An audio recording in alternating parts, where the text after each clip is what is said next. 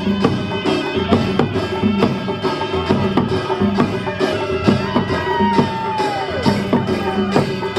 મિત્રો અત્યારે હાલ 13 સપ્ટેમ્બર ચૈતર વસાવાને લઈને સૌથી મોટા સમાચાર મળી રહ્યા છે।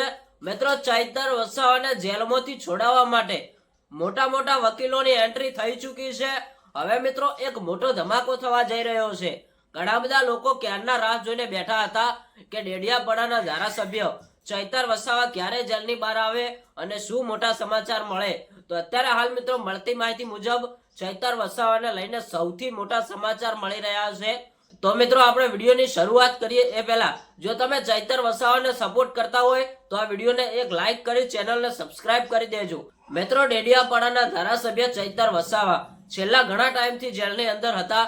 તેમને છોડાવવા માટે ઘણા બધા મોટા વકીલોની એન્ટ્રી થઈ પણ ચૈતર વસાવાને ન્યાય ન મળ્યો। તો અત્યારે હાલ એક મોટા સમાચાર મળી રહ્યા છે કે ચૈતર વસાવા સામે જે ફરિયાદ દાખલ કરવામાં આવી હતી એના હવે સીસીટીવી કેમેરાના રેકોર્ડિંગ જાહેર કરવા પડશે અને રેકોર્ડિંગ આપવા પડશે।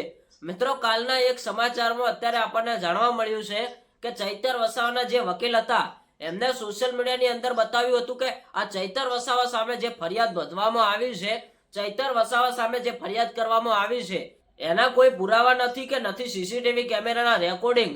તો ચૈતર વસાવાને કેવી રીતે જેલમાં પૂરી દીધા। મિત્રો અત્યારે હાલ સૌથી મોટા સમાચાર એ મળી રહ્યા છે લોકોની એક જ માંગ છે કે ચૈતર વસાવા સામે જે લોકોએ ફરિયાદ કરી એટલે કે સંજય વસાવા, તો સંજય વસાવાને શું ચૈતર વસાવાએ છૂટો ગ્લાસ માર્યું છે કે નથી માર્યું, શું આ ઘટના બની છે કે નથી બની। જો આ ઘટના બની હોય તો તમે સીસીટીવી કેમેરાના રેકોર્ડિંગ જાહેર કરો।